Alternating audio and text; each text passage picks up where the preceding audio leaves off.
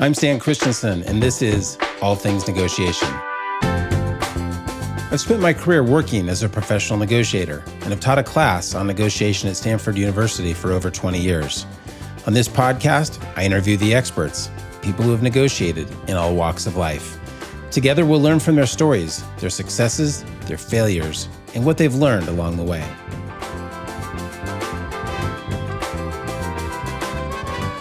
Today, I'm joined by Andy Rachleff. Andy Rachleff is the co-founder of Benchmark Capital. He's also the co-founder of Wealthfront. This makes him truly unique, and we could possibly call him a human unicorn because I think he's the only person that has done both of those things. We have a great conversation today. We talk about everything from how entrepreneurs can negotiate with venture capitalists, advice there, how the Benchmark Capital partners negotiated with each other, how you close candidates through effective negotiation, how you build trust in negotiation, and a bunch of other things. I think you're really going to enjoy the conversation. Welcome, Andy. Thank you for having me and the kind words. So both of us have been teaching classes at Stanford for about the last 20 years. I guess that dates us a little bit. Question I get asked frequently is, Stan, 20 years, why do you keep teaching? Doesn't it get repetitive? What motivates you? So maybe we could start just by telling listeners, what are you teaching at Stanford and why do you keep doing it? What's the motivation? Well, over the years, I've taught, I think, 5 or 6 different technology entrepreneurship related courses. And now the only one that I teach is on the topic of product market fit, a term I coined more than 20 years ago and something that I've been very interested in. The reason I teach is I want to give back. I've been incredibly fortunate in my life, and a big part of the reason why I've been successful are the 2 academic institutions I attended, University of Pennsylvania, where I'm a trustee, and Stanford Graduate School of Business, where I've been teaching. And so it's my way of giving back. And the course changes every year. The beauty of teaching, as I'm sure you've learned, is that the amount that you learn by teaching. And as someone who really prioritizes learning, for me, that makes it really fun.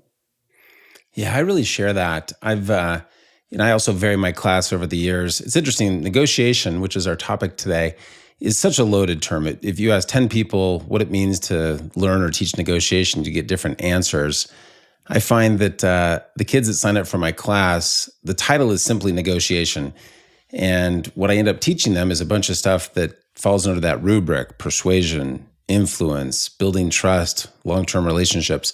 But I think if I called the class how to build relationships over time, I think no one would sign up for it, but they seem to like the idea of negotiations, the sexier idea.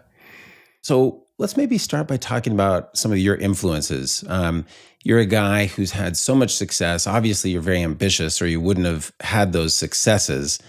Who influenced you? Were you born ambitious? Did your parents drive that? Did you have early influences in your life that drove you towards ambition, or is that just how you came out?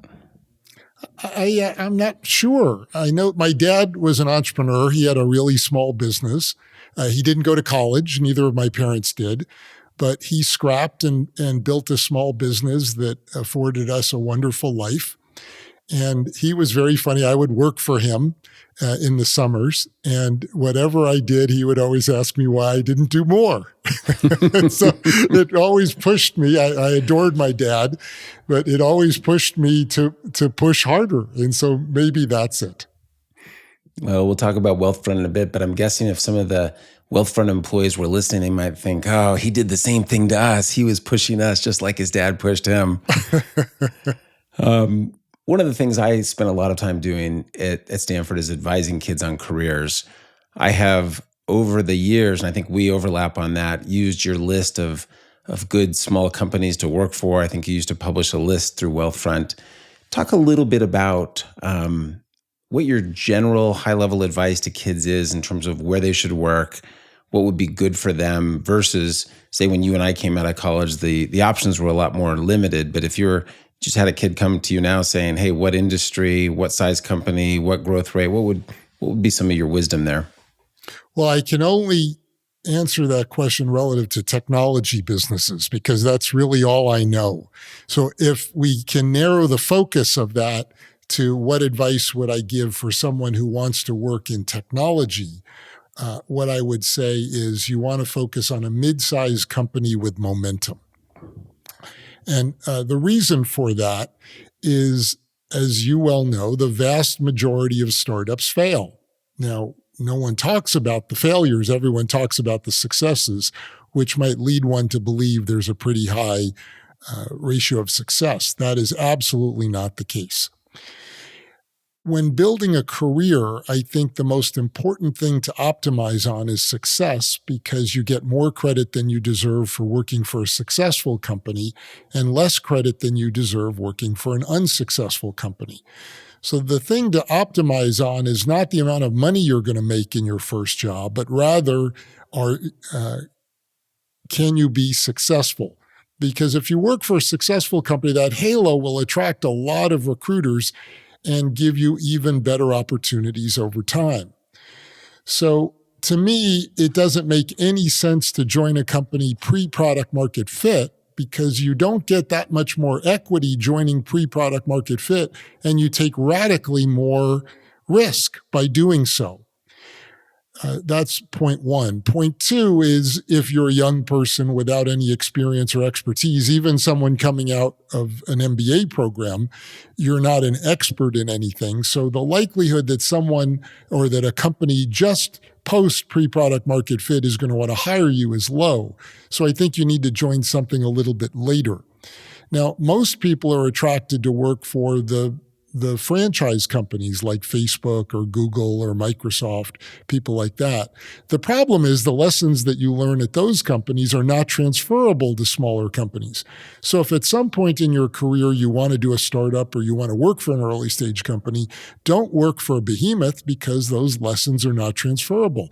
Basically, you learn how to take advantage of a monopoly. So therefore, in my mind, the best thing to do is to work for a mid-sized company that's got a lot of momentum, and momentum because you want that success on your resume.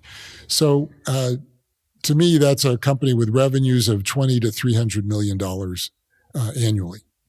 That's so useful. What I've been saying, and it coincides, when students ask me about this, I say, as I look back at 20 years of teaching, the kids that joined pretty soon after product market fit. So if you joined as employee number 100 at Facebook and you're still there, you learned a lot of lessons along the road just by being there, just by being in that current.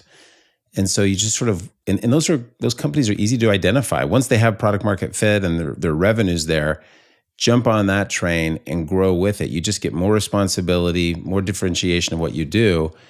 And I coincide with you on the why not to join, a large company, whether in technology or out of technology. People will say to me, well, I want to get good business principles and practices. And the metaphor I use, I say, look, that's like climbing up a tree and having to go back down to the bottom of the tree and start all over again. Those lessons don't necessarily apply, which is coinciding. And most people don't realize that. And their parents push them to join the larger companies because that's what they know.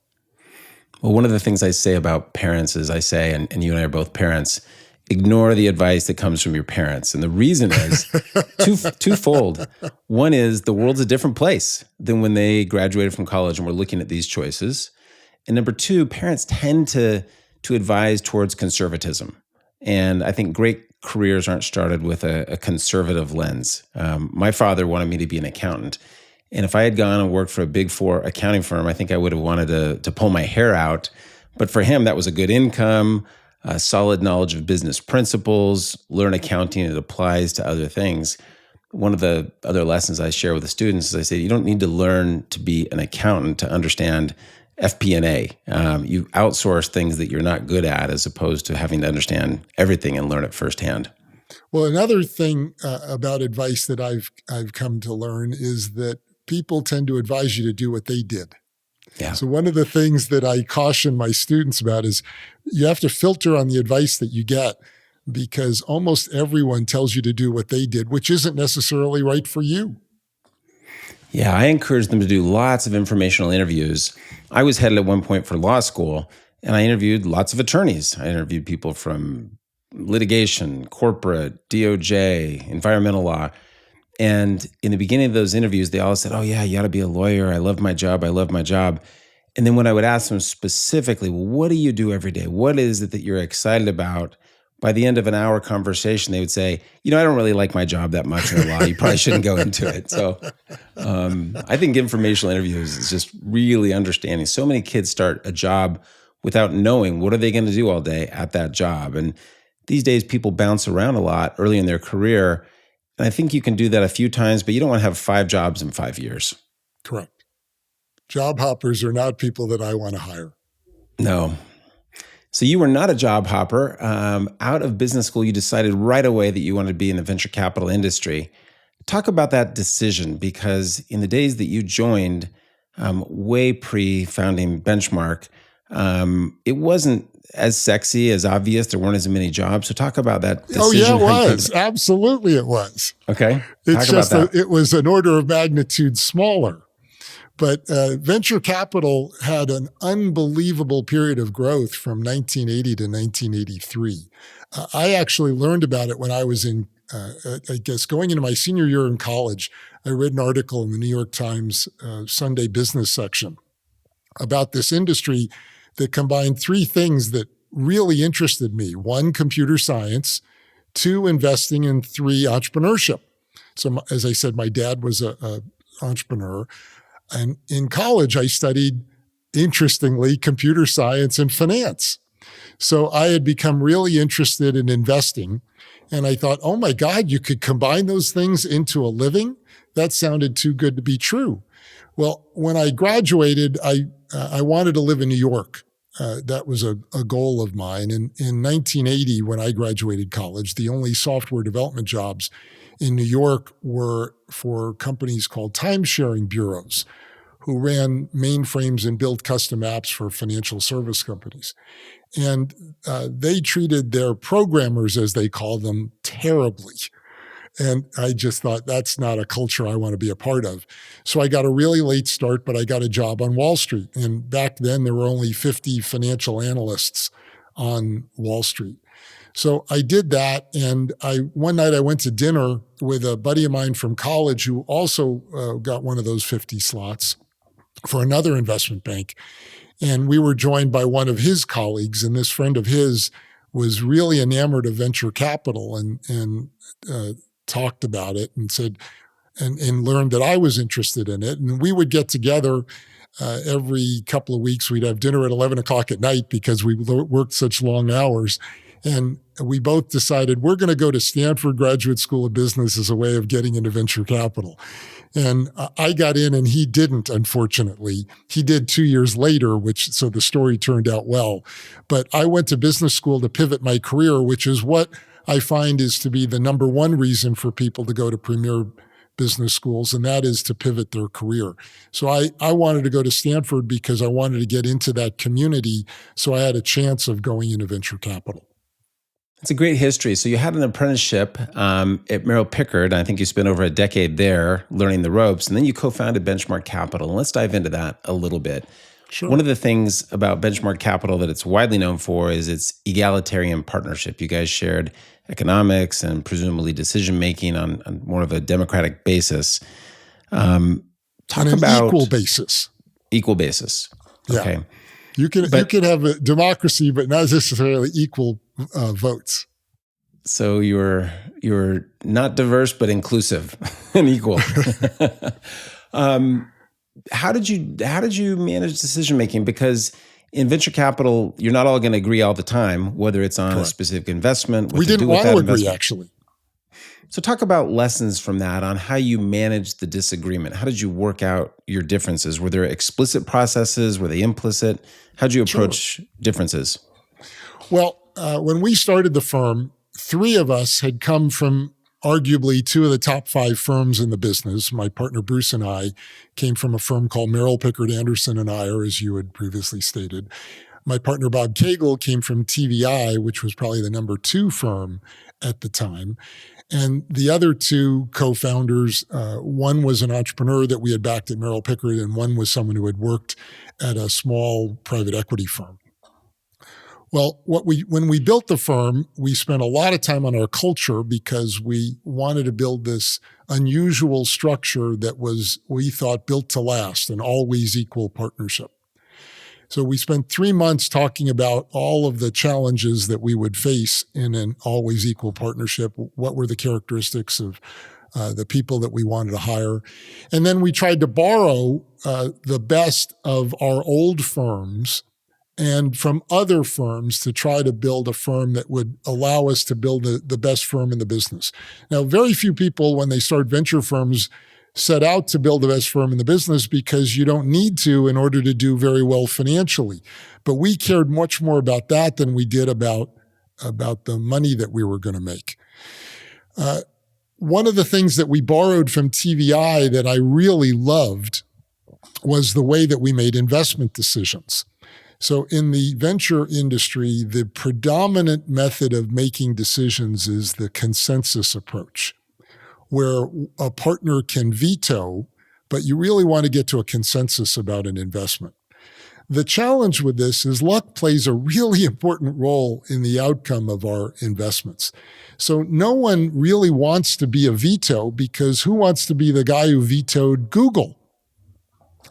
So we wanted to create a system that really empowered the naysayer to make their case and not feel badly if we went forward. And so what we did was we used a system, as I said, that was created at TVI. And that was that on every investment that reached a stage that we thought it was worthy of a vote, we would call for a vote of the 5 partners. And you had to vote on a scale of 0 to 10, and you couldn't vote 5. So a majority had to be in excess of 5. They had to be integers as well. If the majority ruled, but 3 people voted 6, that was a pretty weak mandate. And so the champion would take note of that. They didn't have to do the deal. They could decide not to do it based on the weak mandate. But it really empowered the people on the negative side to make their case. As a matter of fact, we did not like unanimous decisions, because if we all liked something, that meant there was too little risk and therefore too little upside. So surprisingly, the situations we hated were unanimous decisions. Unfortunately, that didn't happen very often. But that's very counterintuitive. It's super helpful and thoughtful. I had not heard that history from you previously. So I'm sure differences came up at times. Even if you had an equal partnership, you had explicit processes, there must have been times either with portfolio companies, hiring decisions, where it was really tough to work things out. Can you think of any examples where it was difficult to work things out, or was it always idealistic and kumbaya? We were really, really fortunate that we had a really strong culture, really strong values that everyone bought into, and a really clear vision as to what we were trying to do. And what I've learned from running a business, a software business, is that when you set out to build a product, if there isn't a strongly and commonly held vision among all the members of the team, you're unlikely to succeed, because you're not all going to row in the same direction. If you have very common values, but very different personalities and styles, you can constructively disagree, but pretty quickly come to a conclusion, especially if you were willing to let the majority rule. So we were surprisingly fortunate that there were very few tough decisions that we ever faced. Because we knew that to operate an equal partnership, you had to have respect and affection for one another. So when we recruited people, we looked for people for whom we had respect and affection. No one ever talked about affection in the venture capital business. And we thought that if we're going to defer to one another, and in the case of what went on individual portfolio companies, we completely deferred to the partner who was on point for that company. You had to really feel strongly about them in order to make that system work. So we built a system that worked for us. Would that work for others? I have no idea, but it worked exceptionally well for us and continues to work exceptionally well for now the 3rd generation of partners at Benchmark. Yeah, I've watched you guys from the sidelines and admired that. I've been surprised that not more venture capital firms tried to copy that approach. I don't know of others that have followed that. Maybe you do. I don't know of anyone who has followed it. Yeah, it seems a little obvious. But Well, greed is a really, really powerful emotion. And it's really hard to overcome greed because you have to buy into an always equal partnership. Now, we knew that the returns were not going to be equal. One of us might be luckier in a particular cycle than others. That didn't mean that they were necessarily better, but in most firms, if you generated more returns than your partners, you expected a bigger piece of the pie. Well, we made it really clear to new partners when they came in that was not a possibility. So you guys always split economics equally, irrespective of whose investments did well in a particular fund? Correct. Yeah. Now, if someone were no longer operating as a leader in providing judgment, then they didn't remain as a partner. Yeah. So it was a binary decision on the partner. But if you were a partner, then people completely trusted you. One of the things you did effectively as an investor and probably an operator as well is not necessarily follow the herd mentality. And you've been a person who's seen contrarian trends and been able to capitalize on them. One of the contrarian ideas that you've shared with me in the past that'd be fun to dive into a little bit is whether or not you need to be an operator to be a venture capitalist. What is the correlation or non-correlation between those things? So maybe just briefly give your views there, because I think they're a little different than a lot of venture capitalists I know. Well, I don't try to be controversial or non-consensus, but I'm an enormous devotee of a fellow named Howard Marks, who runs the premier distressed debt investment firm in the world named Oaktree Capital. And Howard is really as famous for his quarterly letters to his investors as he is for his returns, which are superb. And all of his newsletters are based on the same premise, and that's that Howard believes that the investment world, and I believe the entrepreneurship world as well, can be described with a 2x2 matrix. On one dimension, you can be right or wrong, and in the other dimension, you can be consensus or non-consensus. Now, obviously, when you're wrong, you don't make money. But what most people don't realize, if you're right in consensus, you don't make money. The only way you make outsized returns is by being right in non-consensus. So back to the point earlier I made about unanimous decisions, we're really sensitive to that because we didn't want to be right in consensus. We knew there was no money to be made there. Now, with regard to operating experience and venture capital, I'm not sure that's so non-consensus. What I'm about to tell you, I think, is the commonly held view among all of the top firms. And 3% of the venture capital firms generally generate on the order of 95% of the realized returns of the venture capital industry. Not the total returns, but total returns don't matter. All that matters is what you realize when you get cash in hand. And what I learned long ago was that the preferred background of the premier venture capital firms is operating experience, because they are most likely to have the best network. And all things considered, network is the most important asset that one brings with one to a venture capital firm. If you fish in a better pond, you're going to catch more fish. So I might be smarter than you and have better judgment. If you fish in a better pond, you're probably going to have better returns than I do.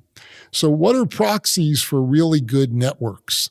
Well, if you've been a successful operator, and back to my halo comment earlier, then the odds are that you were heavily recruited, which is a proxy for network, and the odds are that you were heavily sought out for your advice, because people wanted to see why you were successful or why your company was successful. Again, an amazing proxy for network.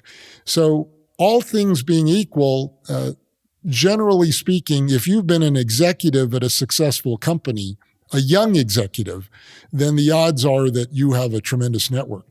Now, if you're an older executive, that tends not to work, because my experience is that older executives tend to, when they get into venture capital, tend to evaluate companies based on whether or not they would want to run that business, which is a terrible way to evaluate a business. So there's very little success among operators who join venture capital firms post 40 years old, interestingly. And very little success among founders as well. That's not necessarily a skill set, because just because you're a founder doesn't mean that you have a great network. But Mike Moritz, who was the managing partner at Sequoia Capital, was a journalist. And he was an amazing venture capitalist. Two of my partners were in consulting before venture capital. Bill Gurley was a security analyst. To me, the issue is, do you have a great network and do you have really good judgment? Let's talk about the element of risk and evaluating risk, because that's certainly, if you go back to your Howard Marks matrix, you need to take risks to get paid. If it's consensus, you're not going to get paid. Exactly. And so how do you evaluate risk? How do you find those inflection points? So let's assume you've got the network, you know who are going to be good founders, but how did you guys You think don't about, actually. You hope you know. You don't really know. hopefully you get it right half the time, and then you're in the Hall of Fame if you're batting 500. You're in the Hall of Fame if you bat 300, but if you have a slugging percentage of over 600. So it's slugging percentage that matters, not batting average, for those of you who are baseball fans listening. Yeah, we could go down that path. I mean, that's certainly true in the venture business, but if you're not trying to get a home run and you're just an operator, it might matter. Batting average and slugging percentage would be interesting to evaluate. That's the only thing that I brought with me from venture capital or running a business, is a focus on slugging percentage. It's the magnitude of success for those that succeed that matters, not the percentage of the time you're correct. Right. I want to be wrong most of the time, because if I'm right all the time, it means I've taken very little risk. And I guess you have to think about that differently if you're a growth investor versus a venture investor, kind of later stage. I guess it would I don't think so, but that's a longer debate. Yeah. Let's talk about risk. How did you evaluate risk? Can you think of examples where you or your partner saw inflection points in the market that others didn't see? And how did you get to evaluating risk? Would you have any advice for young people thinking about that? Well, I think this is the primary reason why there's persistence among the premier firms and why a small percentage of venture capital firms generate an outsized percentage of the realized returns of the industry. I compare venture capital firms to medieval guilds, that in the Middle Ages, knowing how to make a pair of shoes required intellectual property that as an apprentice you learned from a master. In venture capital, the same thing holds. That when you join a premier venture capital firm, when you attend a partner meeting, it's like drinking from a fire hose. That these firms have an unbelievable virtual database. It's not a formal database, but a virtual database of lessons from success. I think you learn far more from success professionally than you do from failure. After all, I don't hire you for what you know not to do. I hire you for what you know to do. I think you learn more personally from failure. So the premier venture firms have had a lot of success. So they've seen which risks are worth taking and which ones are not. And there's a lot of pattern matching. Now, they're not exact pattern matches, but there are commonalities. And this is what is discussed at great length in partner meetings. So interesting. I mean, I'm thinking of a quote. I can't remember who this is attributed to, but it goes something like this: experience is a wise school, but fools learn in no other. And so can you learn those patterns? So why do those non-top tier firms, why are they not able to see the patterns? Because they don't have the exposure to the successes, number one. And number two, you might think, well, why can't they read about them? Because everyone revises history when they succeed. Yeah, super useful. The real story of what happened is lost unless you were there. This is one of the biggest challenges I face when I teach my class on product market fit, because so many of the lessons are counterintuitive and inconsistent with what people read about what actually happened at those companies.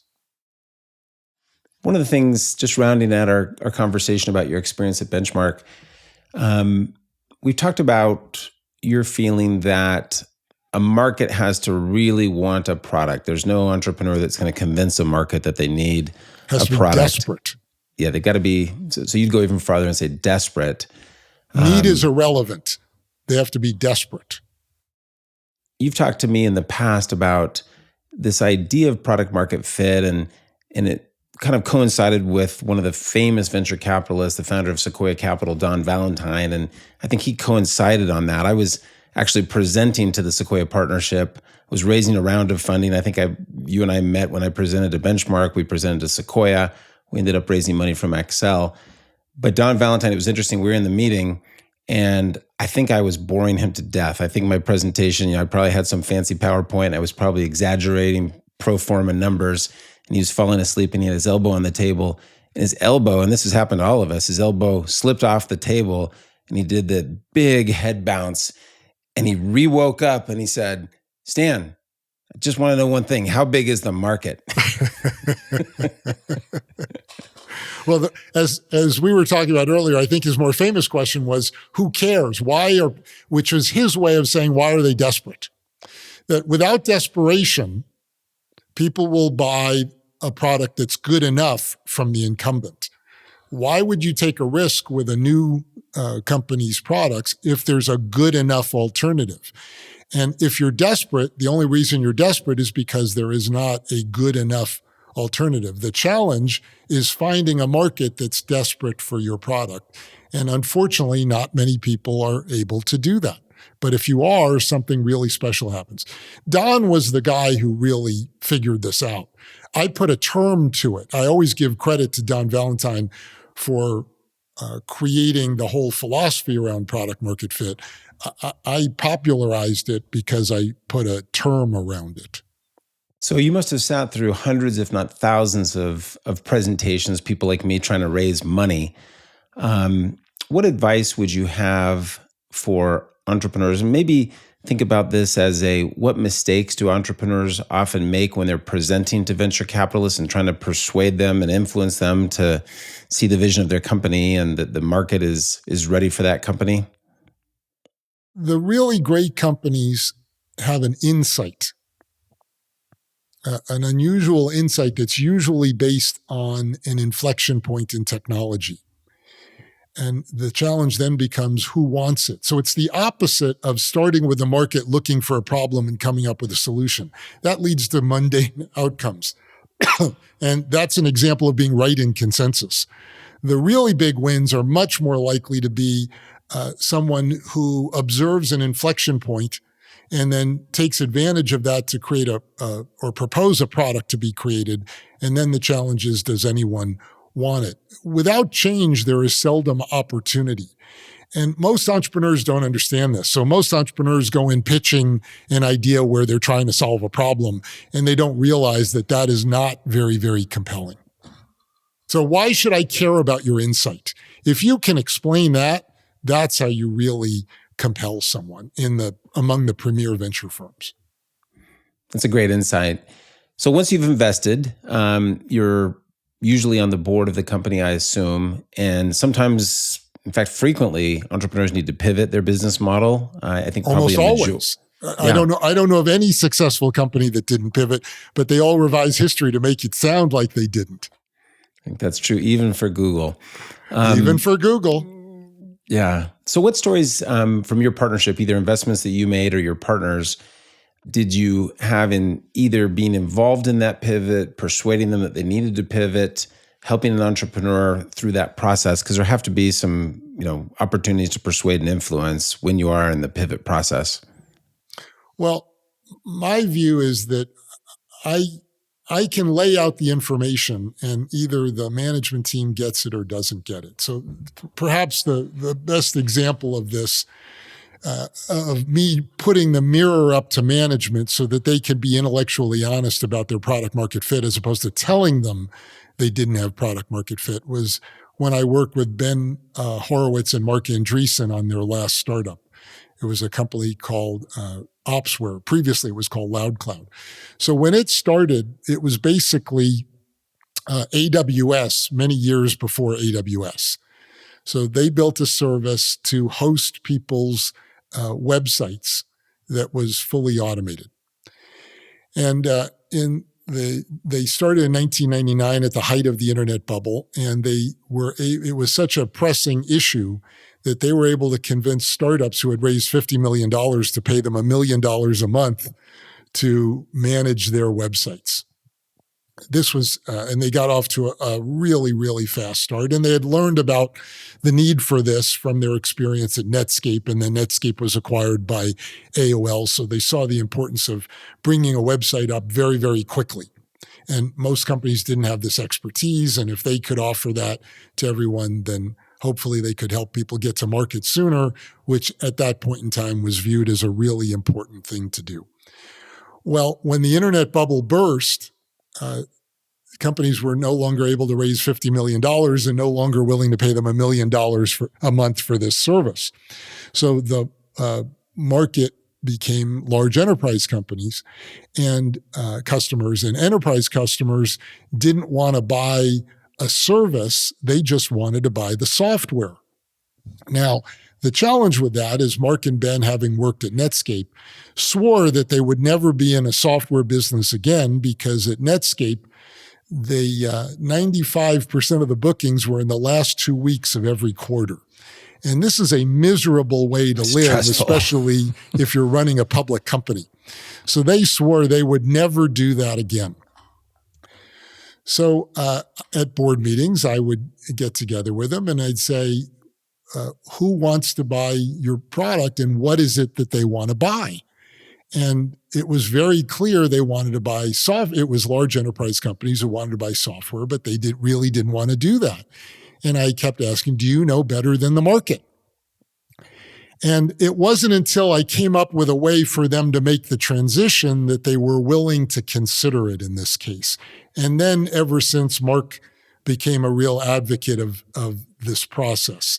And Marc has written as much about product market fit probably as I have, and many people actually think he's the guy who coined the term because he has blogged about it far more than I have. I haven't really blogged about it. I just teach a course on it. But Marc has been very kind to give me the credit for it. So what I told them to do, I said, why don't we sell off the service business to someone who will buy a license from us, an annual license, and change this into a subscription business so you don't face the challenge that you did at Netscape any longer. So we'll give away the service business in return for a software license, and hopefully that software license will cover all of the costs of changing our organization over to this new business. Basically, we could be cash flow break even as a result. Well, our VP of Business Development did even better than that. He sold the business to EDS, who gave us $60 million in addition to an annual $24 million license to run that service. And from there, they were able to build it into a very successful public company.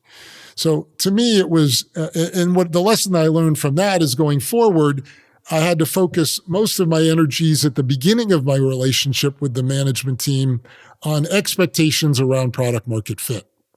What do you believe will tell us we have product market fit? So that I could just hold the mirror up and didn't have to talk to them much about it.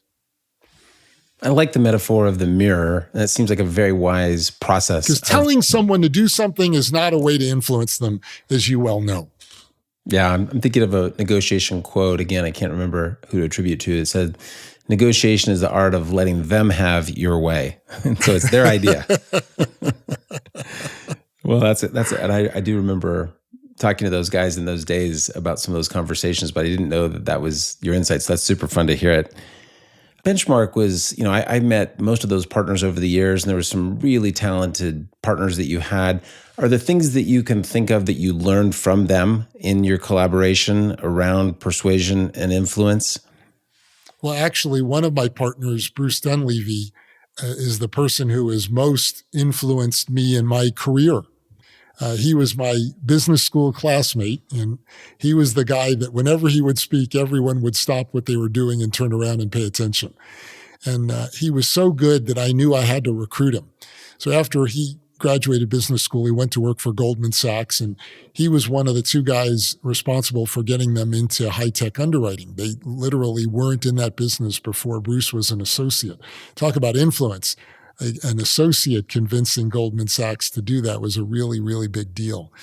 So he did that for 3 years, but he was not really satisfied intellectually with what he was doing. So he joined one of his portfolio companies, and he convinced them to, they were an electronics company that sold all sorts of PC peripherals. Mind you, this is in the 1980s. He convinced them to let him start up a division to build actual PCs. And he started at the same time as Michael Dell. And after 2.5 years, he actually had a bigger business than Michael Dell did. The name of the company was Everex. But his management team wasn't willing to go all in on his business, even though it was growing much faster than all of the other products that they had, which really frustrated him, which gave me an opportunity to recruit him to Merrill, Pickard, Anderson, and Iyer. So Bruce is probably the best person at influencing others that I know. And he does it through trust. And so the enormous lesson that he taught me is what I refer to as putting the gun in the other person's hand. Bruce always allows the other person to make the decision, and then he'll go along with it as long as they don't shoot him. So an example of this is, and this is really strange to many people, when he would meet an entrepreneur that he would want to back, he would tell the entrepreneur, "You tell me what the fair price is and I'll do it." No, there was no negotiation. He would just say, "You tell me what you want and I'll do it." Now, 90% of people will either come in slightly below market, at market, or slightly above market. Many people actually will come in below market because they don't want to be perceived as having taken advantage of you. Now, there's probably about 10% who always take advantage. They fire the gun. And so Bruce just wouldn't work with them. And it became really obvious that if you make that kind offer to someone, if they ask for something that's 2 or 3 times market, you know they're telling you what they're going to be like to work with in the future. So I definitely adopted that in almost everything that I do. And a lot of deals that I work on don't go through because of that, because people will, when they have the gun in their hand, they will fire it. And that's okay. I'd rather not work with those people. So it's kind of a litmus test for trust. And it's a way to flesh someone out and see how they're going to behave later. I believe in, look, there are 2 philosophies around trust. And you got to do what's authentic to you. But I'm a big believer that you give trust to get trust. There are many people out there who believe trust must be earned. That's not a person I want to follow. I much prefer following someone who believes in me and who gives me trust. So that's a core philosophy of my career, and I think that's been a really big part of my success. That and luck. Have you found, let's stick with trust for a minute because it's such an important thing. One thing I say in the negotiation classes, I say trust takes a lifetime to build a certain kind of trust and get a certain kind of reputation, but you can really blow it by firing that one shot out of the gun. Have you found benefits of dealing in an atmosphere of trust over the long term? Because you're sort of saying, hey, you don't have to build up over the long term. And I guess it depends on the magnitude of the issue. If you're trusting, what's an example? A lot of people say, hey, the person I trust most in life is my mother. And that's true for me. I trust my mother, but I wouldn't trust her to fly a plane. And so it just sort of depends on the magnitude of the thing you're trusting them for. And what have you learned about that?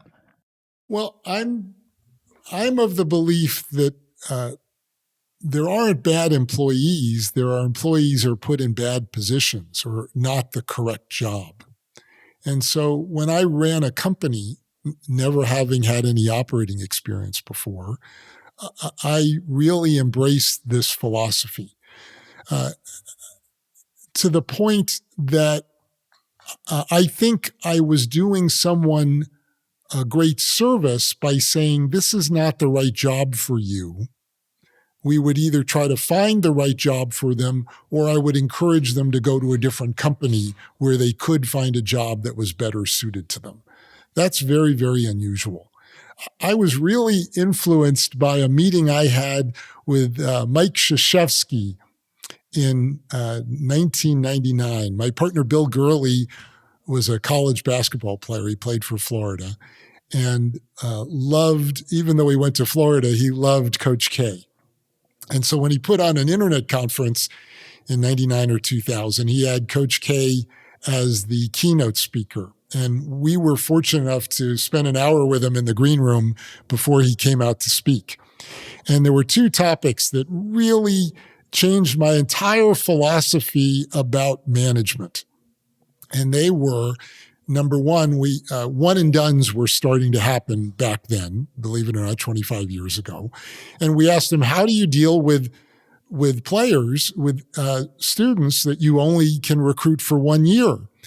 And he said, well, what I do is I try to be honest with them, and I tell them whether or not they're ready for the NBA. And the benefit of doing this is my alums tell my recruits, Coach K is going to be honest with you.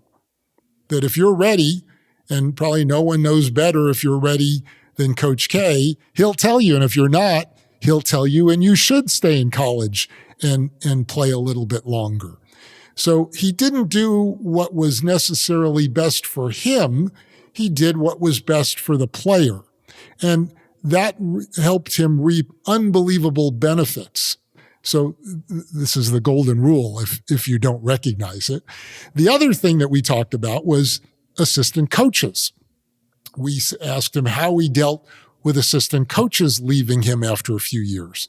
And he said, I view my job as having to develop my assistant coaches into head coaches of Division I programs. So if you join me on my staff, it's my responsibility to grow you into someone capable of running your own program. And while I might lose you after 3 years, think about the quality of the people who will line up to take that person's position. That blew my mind. So instead of trying to keep people, I never think about trying to retain someone. I think about doing what's best for their career. And if we've designed the correct job, we will retain them. And the proof of this pudding is I'm no longer the CEO of Wealthfront. I'm the chairman. But this culture became a really important part of the culture of Wealthfront. And I would say we have one of the longest tenured management teams of any company I know. I think the average tenure is 8 or 9 years. And in the internet, that's absurdly long. That is. Before turning to Wealthfront, I do want to get there. I have one other question for you about Benchmark. So your partner, David Byrne, he and I got to know each other quite well. And a thing that I learned from him, and it really did change my behavior, is he always returned my phone calls quickly. And he always had something to do and say. And I just felt like, I was probably in my late 20s when I met him. And he just always got back to me right away. And so that made me want to be responsive and get back to others. But he was just always helpful. He would give me candidates. He was, for those of you that don't know, did a lot of the recruiting work at Benchmark. And I don't know if there was a special... No, he did recruiting work for Benchmark before he became a partner. Right. When he became a partner, he was no longer a recruiter. He was an investment partner. It's interesting because I was talking to him both pre and post, and I found that even once he was a Benchmark partner and presumably very busy and could have easily kind of left me behind, he was just really responsive and helpful always. And I probably hired 20 people that he referred me to in my carear. Well, half of what we did was recruiting. Yeah. So are there lessons there? That was a big part of our job. And I think a lesson that I learned at Merrill Pickard was a philosophy that you want your turndowns to be your best references. And so almost all of us embraced that. I wouldn't say every single benchmark partner did, but almost every benchmark partner embraced that. And I think that was part of how we built our reputation. Right. So just to underscore that, so it was treating people that didn't necessarily get the job with kindness, honor, and knowing that that was sort of a long-term reference on your firm. Yeah, because you might start another company, or more importantly, you might have a friend who's starting a company, and we want you to say, God, you got to talk to those benchmark guys. They're fantastic. So all of us get back incredibly quickly. Yeah. As you saw when your friend reached out to me to set this up. Yep. And thank you for that. I still do it. I mean, people ask me, why do you get back so quickly? It's just ingrained in me. Yeah. And I do find that's the exception. And so I learned that from David. Anything else about his ability to persuade candidates, to close candidates? He came to the firm with that recruiting background and experience. Was that an asset for you guys? Oh, God. Dave Byrne changed my life in that he taught us a number of lessons, the most important of which was the fact that fear of loss is a far greater motivator than joy of gain. There was actually a Nobel Prize in economics awarded for this simple insight, that we feel the pain of loss far more than we enjoy winning.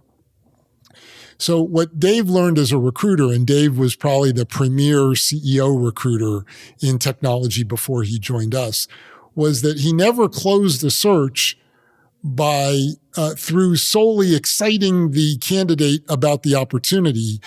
He always had to do what he called the takeaway. You had to create the illusion that the opportunity was no longer going to be available to you. But you had to do it in an extremely courteous way, not an exploding offer. So what do I mean by that? Let's say that you were interested, that you were one of the candidates interested in our company, and you were the candidate we were most interested in. If you didn't show tremendous interest and bias toward getting the deal done, then we would say, Stan, we've really enjoyed meeting you. This has just been a fantastic process. But, it just doesn't appear that we're the right team for you. You just don't seem all that excited. And we really need to focus our energies on people who are. And that would lead the candidates who were excited to say, no, wait, I didn't say that. And we said, well, you're not ready to move toward closing. Well, there's a number of other things I need to, well, we have other candidates that we have to move on to. I hope you understand. And that's how you close people. I think that's the only way you close a business development deal is fear of loss, not joy of gain. So what I've trained all the people who work for me at Wealthfront in is that if you cannot create a fear of loss, A, you're not closing the candidate, and B, you're not closing the deal. And by the way, that means you're not going to close a lot of deals you want to close, but that you weren't going to close them anyway. I like the subtlety there. A thing that happens, as you know, with Stanford students and probably all students, firms like McKinsey and Goldman Sachs create these exploding offers. And it's really explosive, right? That's the right metaphor. And what it does is it adds tension and stress. Usually they don't actually explode. I've never really seen those firms make good on those threats. But here what you're trying to do is flush out the attractiveness and how important it is and shift the leverage a little bit in the negotiation. And negotiation is about leverage. And so I think that's a really wise way to do it. But it only works for someone who was going to do it anyway. You can't convince someone who wasn't going to do it to do it. And if they don't do it, you were never going to get them anyway, and you save a hell of a lot of time. And you don't want them. And you don't want them. You want people who are excited and passionate about joining you. Yeah. No, I coincide with that. There are many people I know who think you should sell candidates. I do not believe in that, because if you sell them, you might just get someone for a year or two because they really weren't passionate about joining you. Yeah. And I think in my experience, having hired a lot of people, I made that mistake frequently early in my career, tried to push and use my sales skills to pull someone in that didn't end up being the right fit for them in the end anyway. And I couldn't agree more with you that it's about fit. There's nothing that complicated about most business operations jobs, but it's finding the right fit, the round peg for the round hole. Exactly. So I inform, I don't sell, and then I do a takeaway. Now, some people get angry with me about the takeaway, as though it's their right to look at more companies. So one of the things at Wealthfront is if you're interviewing with multiple companies, we end the process because it says that we're not your priority. Yeah, and I flesh that out.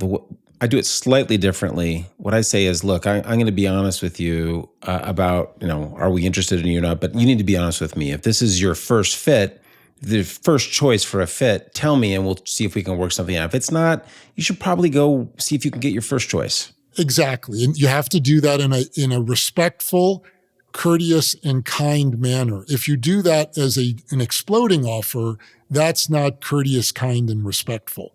And unfortunately, people misunderstand the takeaway sometimes as an exploding offer. So I go out of my way not to do that. Unfortunately, when people are learning it, they may often make a mistake of making it an exploding offer.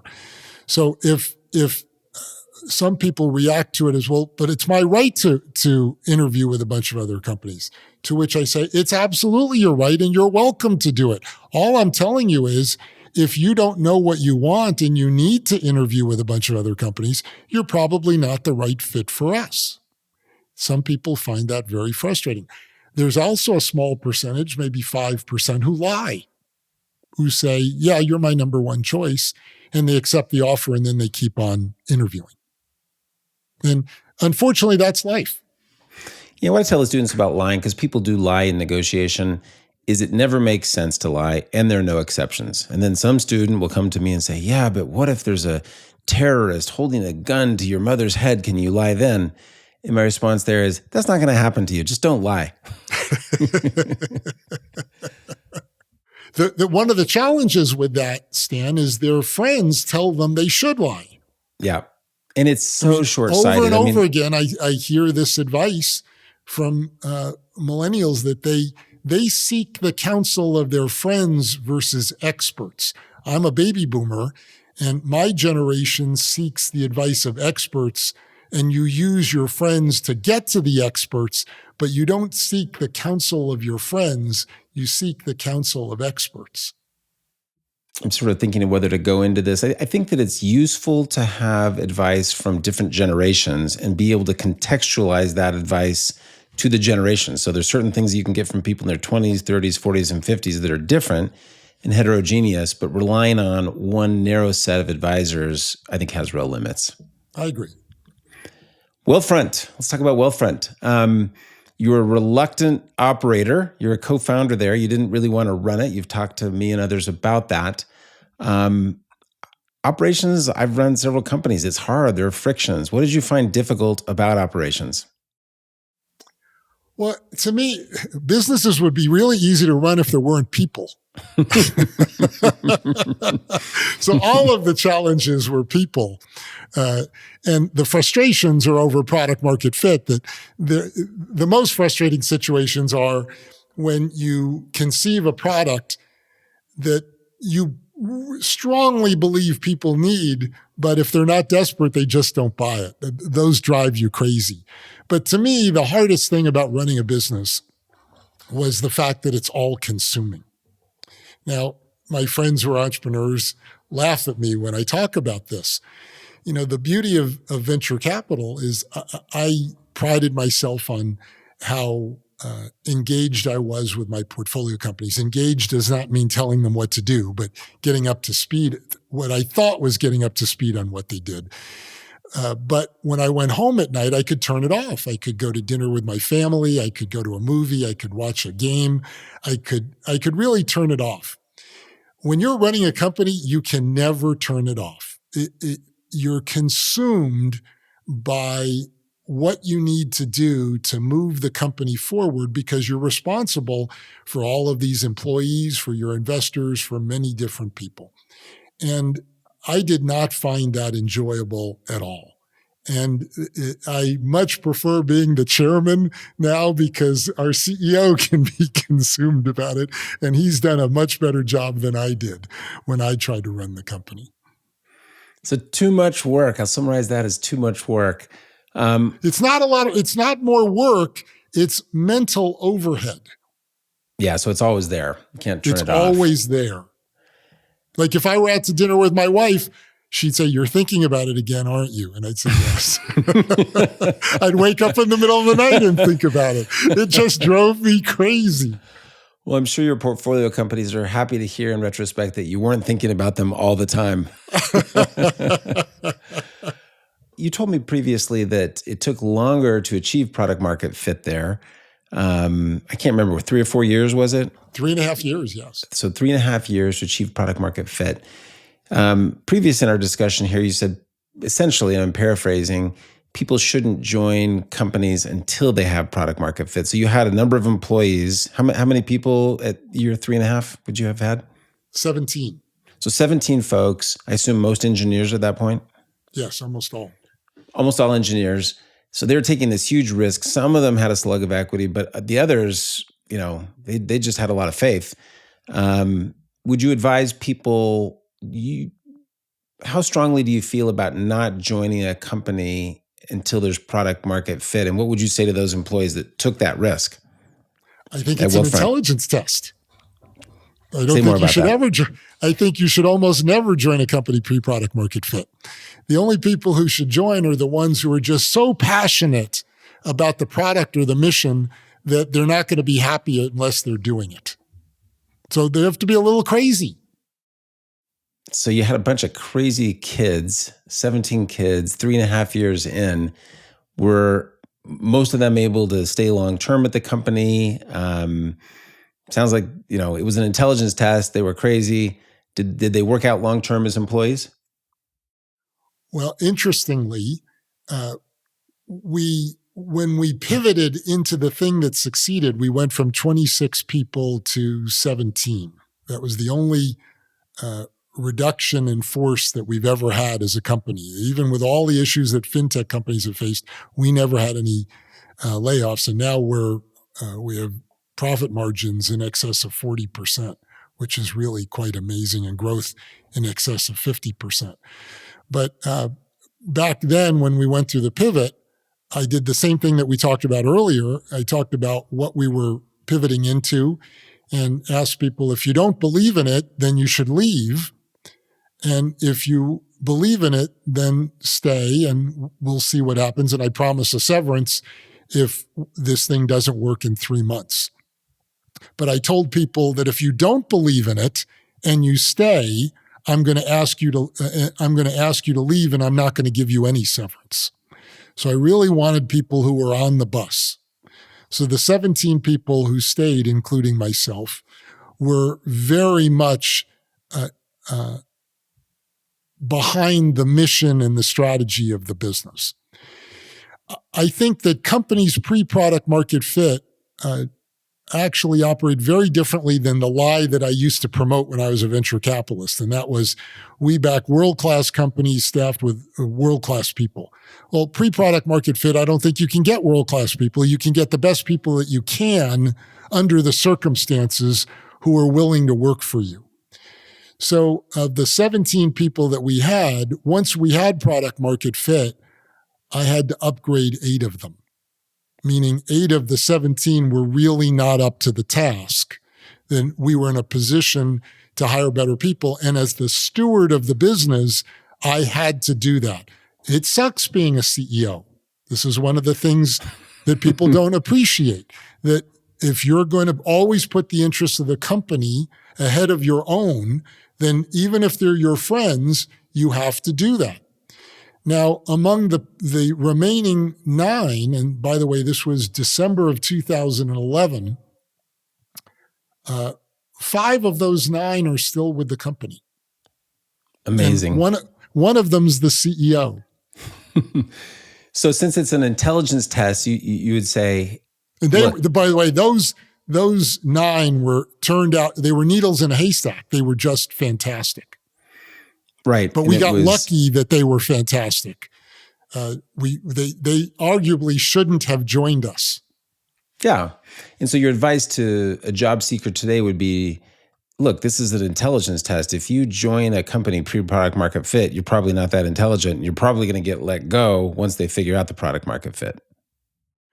Right. But people are romantics. Some people are attracted to startups because they want to work in this environment that they've seen portrayed in TV, and it's very different in real life than as portrayed in TV.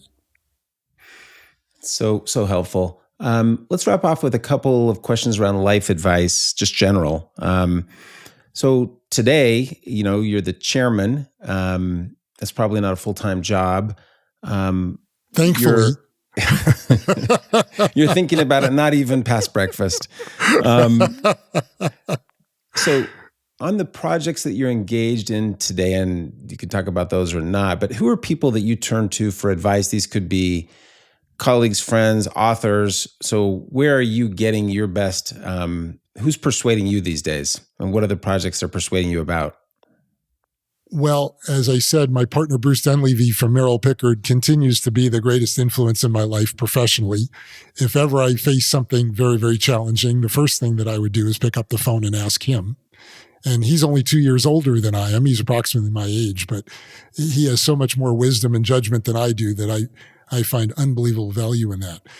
For the last 19 years, I've been a trustee at the University of Pennsylvania.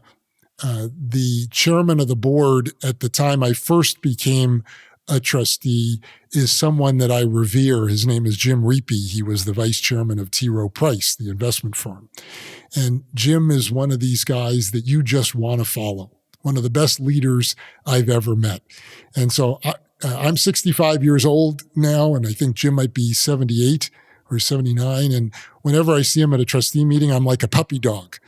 I make a beeline for him, and I make sure to spend time with him because I want to soak up as much of his wisdom as I possibly can.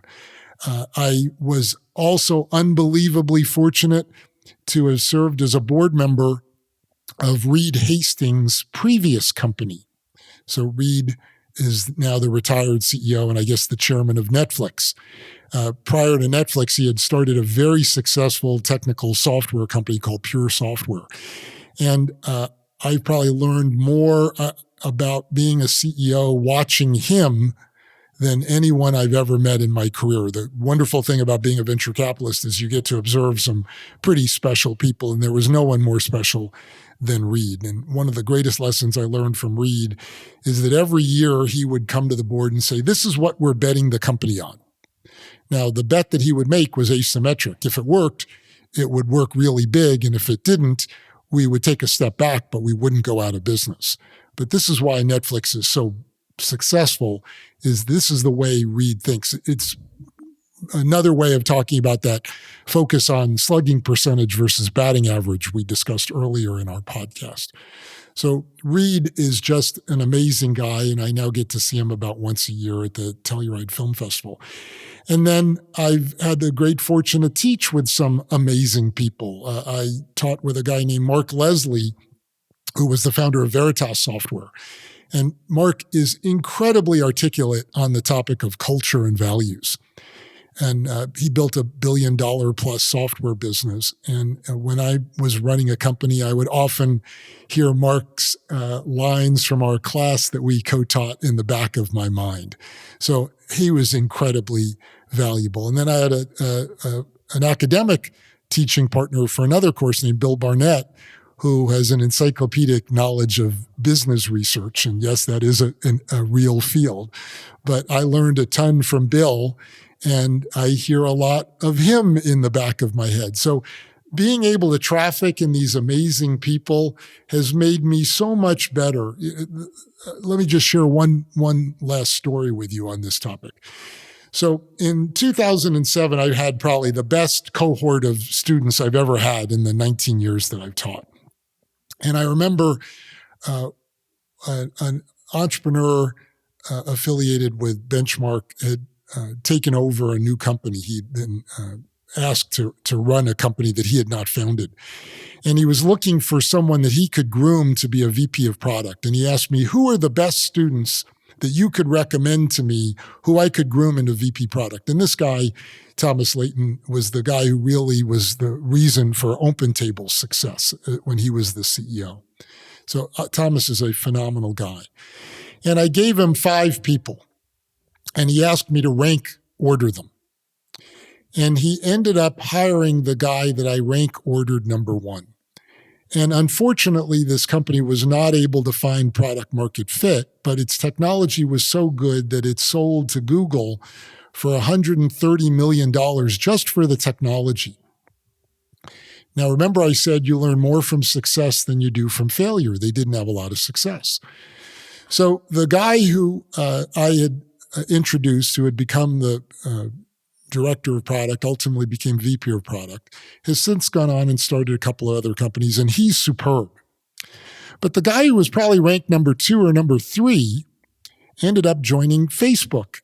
This is circa 2007. And he came to me and said, should I join Facebook?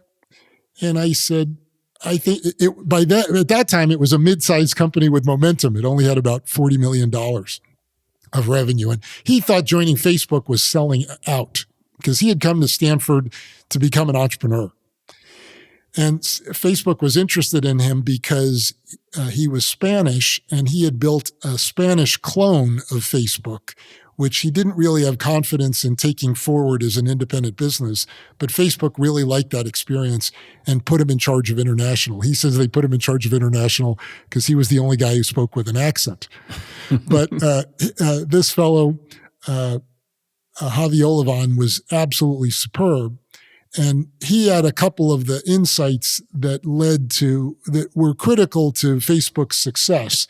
Number one, he was an engineer, so he looked at the data and saw that at the time he joined, Facebook was a distant second or third in every country outside the United States because there was a clone that had gotten ahead of them. So he realized that in every country outside the US, that the initial users of Facebook were American expats. And when they got to have 7 local friends, that's when usage took off. So we put in place a program to get expats local friends. And the rest is history, and Facebook is now the number 1 social network in all but 2 countries. And the other thing that he did in order to grow in other countries was he created tools to allow users to translate Facebook rather than have Facebook do it, which would have taken a long time. Well, Javi is now the COO of Facebook. And if you met Javi versus this other fellow, no comparison, because Javi was exposed to so much more success than the other student that he grew with that success. And I think that the reason that I've been able to pull off many of the things that I've done is because I've been exposed to some amazingly successful people from whom I've learned. So sorry for the long story, but I wanted to give you the whole context. No, and that's a great place to end. One thing I want to do is, in preparation for this, I listened to some of your other podcasts. And on one of them, I think you gave about the best 1 hour of personal financial advice that I've ever heard. So I'm going to put that in the show notes. There was a podcast called All the Hacks where you were a guest. And I've sent, and we've talked about this, I've sent probably 50 people to Wealthfront as potential customers because I think what you're doing there is so compelling and that most people shouldn't be making any of their own individual investment decisions. And so even professionals underperform the market. The data, the academic data is unbelievably clear. So the advice here is go open a Wealthfront account. Listen to Andy on other podcasts. We really appreciate your time today. It's been a pleasure. Thank you. This has been a fun conversation. Thank you. Thanks for listening to All Things Negotiation. You can subscribe to the show on Apple Podcasts, Spotify, or your favorite podcast app. If you enjoyed the show, please consider giving us a rating and leaving a review, which helps others find the show. The show was produced by Benny Beausoleil. Original music by Peter Breinhold. Designed by Aubrey Benson. Thanks for listening.